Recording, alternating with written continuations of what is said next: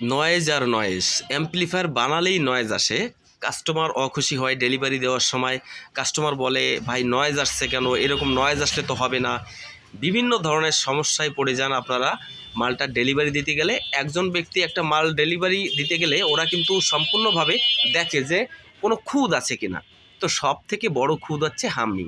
যদি মিউজিকটা ঠিকমতো শোনা না যায় কোনো কাস্টমারই কিন্তু খুশি হবে না, তারপরে আপনার নিজেরও কিন্তু ভালো লাগবে না। তো বন্ধুরা, আজকের ভিডিওটা সাজিয়েছি আপনাদের জন্য। আর ভিডিওটা ভালো লাগলে কিন্তু অবশ্যই চ্যানেলটা সাবস্ক্রাইব করে দিবেন, একটি করে লাইক এবং সবার মাঝে শেয়ার করে দেবেন, সবার উপকার হবে। তো এই ট্রানজিস্টর সার্কিটে, শুধু ট্রানজিস্টর সার্কিট না, যে কোনো সার্কিটে কেন হামিং আসে।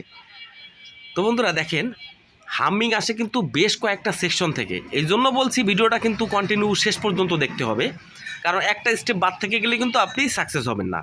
প্রত্যেকটা স্টেপ বাই স্টেপ আপনাকে ফলো করতে হবে, তাহলে কিন্তু আপনি পারবেন।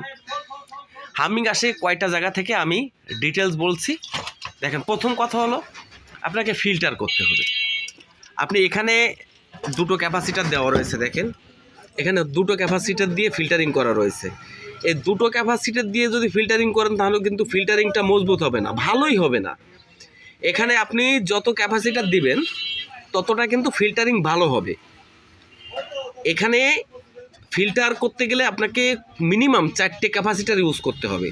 আপনি যে মানের করেন 4টে ক্যাপাসিটার ইউজ করতে হবে। এবং ডায়েট দেখেন, এই ধরনের ডায়েট কিন্তু আপনাকে ব্যবহার করতে হবে। আর এখানে দেখেন একটা মিডিল প্রান্তে একটা গ্রাউন্ড আছে। এই যে গ্রাউন্ডটা আমরা কখনো কিন্তু বডিতে মারি না, এটা কিন্তু বডির সাথে সুন্দরভাবে ঝালাই করে দিতে হবে। এবার যাব মূল জায়গায়। আমরা প্রথম থেকে ফিল্টারিংটা ওকে করতে হবে, তা না হলে কিন্তু হামিংটা বন্ধ হবে না। প্রথম থেকে এখান থেকে ফিনিশিং করেছি, এবার সার্কিটে যাব। এবার এই সার্কিটে দেখেন এখানে একটা তার ইউজ করা আছে। আসলে কি এই তারটা এখানে ইউজ করা যায়? ইউজ করা যায় না। বাজার থেকে দোকানে গিয়ে বলবেন হেডের তার, ভালো করে শুনে রাখেন, হেডের তার ইউজ করতে হবে। একটা কেবলের ভিতরে 3টে তার আছে, এটার নাম আছে হেডের তার। ওই হেডের তার ব্যবহার করতে হবে। এইখানে আপনাকে অডিও ইনপুটে আপনাকে হেডের তার ব্যবহার করতে হবে। দেখেন এই তারটা এসেছে কোথা থেকে? এখানে বেসবোর্ড, বেসবোর্ডের আউটপুট, আর এখানে ইনপুট। এই আউটপুট থেকে এই ইনপুটে হবে হেডের তার। এবং এখানে আছে অডিও ইনপুট। দেখেন এখানে আছে অডিও ইনপুট, যেখানে মোবাইলের কানেকশন দিয়ে গান বাজাতে হয়। ঠিক আছে, এখানে এখানে যে অডিও ইনপুট আছে, এই অডিও ইনপুট কিন্তু আপনাকে হেডের তার ব্যবহার করতে হবে। আপনার এখানেও ইউএসবিতেও হেডের তার ব্যবহার করতে হবে। 3টে-4টে জায়গায় হেডের তার ব্যবহার করতে হবে। এই হেডের তার ব্যবহার করলে কিন্তু নয়েজটা গ্রাউন্ড হয়ে যায়। ওই হেডের তারের ভিতরতে নয়েজটা কিন্তু গ্রাউন্ড হয়ে যায়। আপনি যদি হেডের তার ব্যবহার করতে না পারেন তাহলে কিন্তু হামিং মুক্ত হবে না। এবার যাব আরেকটা মূল টপিকে। মূল একটা জিনিস আছে, এই জিনিসটা খুবই গুরুত্বপূর্ণ। এখানে দেখেন একটা ট্রানজিস্টর আছে 2073।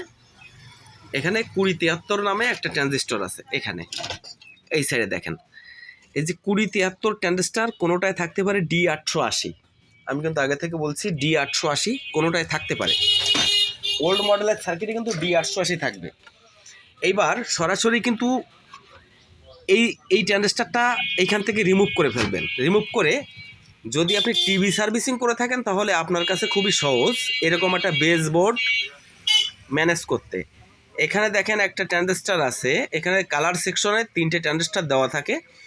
এখানে আমি নাম্বারটা দেখাচ্ছি, সম্ভবত 2482। একটা ট্রানজিস্টর এখান থেকে তুলবেন। একটা ট্রানজিস্টর তুলে সরাসরি এইখানে যে ট্রানজিস্টর যেভাবে রয়েছে এইখানে দিয়ে দিবেন। কেন দিবেন? এবার এই যে ট্রানজিস্টরটা বেশি ভোল্টেজ সহ্য করতে পারে না। আপনি যদি এই ট্রানজিস্টরটা একটু গরম হয় তখন কিন্তু এই ট্রানজিস্টর সার্কিটের মানে সাউন্ড কোয়ালিটি সিস্টেমটাই চেঞ্জ হয়ে যায়, কেমন একটু ব্যাড সাউন্ড আসে, নাকে নাকে বাজে। এই ট্রানজিস্টরটা যখন হিট হয় তখন এর ভ্যালুটা লেস হয়ে যায়, এর ভ্যালু আর ঠিকঠাক কাজ করে না। এবার যখন আপনি এই বেস সেকশন থেকে এই ট্রানজিস্টরটা এখানে ইউজ করবেন, তো আপনারা জানেন যারা কালার টিভি সার্ভিসিং করেন, এখানে কিন্তু 180 ভোল্ট পর্যন্ত সহ্য করতে পারে। 180 ভোল্ট 200 ভোল্ট পর্যন্ত সহ্য করতে পারে এই ট্রানজিস্টরটায়। তখন এইখানে কিন্তু মিনিমাম ভোল্টেজে এই ট্রানজিস্টরের কোনো ক্ষতি হবে না। 24 ভোল্ট 48 ভোল্ট 60 ভোল্ট 100 ভোল্টও কোনো ক্ষতি হবে না। সেহেতু এর ভ্যালুটাও লেস হবে না, এবং এই ট্যান্ডেসটা দিলে আপনার সাউন্ড কোয়ালিটিটা এত সুন্দর হবে আপনি নিজে কল্পনা করতে পারবেন না। ভাই এটা বাস্তবে পরীক্ষা করতে হবে, পরীক্ষা করবেন, আমি নিজেও করেছি। এবং আমি যে অ্যাম্পলিফায়ারগুলো তৈরি করি একেবারেই পার্সোনালি কোয়ালিটি ও সাউন্ড সিস্টেমটাই মানে চেঞ্জ হয়ে যায়। তো এটা করবেন, দেখবেন আপনার টোটালি অ্যাম্পলিফায়ারে কোনো নয়েজ থাকবে না। আরেকটা বিষয় আছে, আপনি ফ্যানের জন্য আলাদা ট্রান্সফর্মার ব্যবহার করবেন। আপনি মূল একটা ট্রান্সফর্মার ব্যবহার করছেন, ফ্যানের জন্য আলাদা একটা ট্রান্সফর্মার ব্যবহার করবেন, ফ্যান তারপরে এই যে বেস সেকশন। আর যদি একটা ট্রান্সফর্মার থেকে লুপ বেরোয় করতে পারেন সেটা আলাদা ব্যাপার, একটা ট্রান্সফর্মার দিয়ে কাজ হয়ে যাবে। আপনি একটা ট্রান্সফর্মারে 2-3টে চেম্বার করলেন, একটা 12 ভোল্ট বেরোলো, এই সাইড দিয়ে আরেকটা 12 ভোল্ট, এখানে আপনার মূল ভোল্টেজ থাকলো। এইভাবে যদি করতে পারেন তাহলে আমি গ্যারান্টি দিয়ে বলতে পারি আপনার অ্যাম্পলিফায়ারে কোনো রকম কোনো সাউন্ড মানে কোনো ব্যাড নয়েজ বলতে কোনো কিছু থাকবে না। আরেকটা বিষয় কি জানেন, আপনাকে গ্রাউন্ড কিন্তু করতে হবে, আপনাকে এই গ্রাউন্ডের থেকেও গ্রাউন্ড টানতে হবে, মিডিল প্রান্তে টেনে দিতে হবে, এখান থেকেও গ্রাউন্ড টানতে হবে, মানে মোটামুটি গ্রাউন্ডটা আপনার সবসময় বডিতে দিতে হবে। দিলে দেখবেন কোনো নয়েজ থাকবে না। আপনি একটা অ্যাম্পলিফায়ার নিঃসন্দেহে বানায় একবারেই চেক দিবেন, একবারেই ফাইনাল।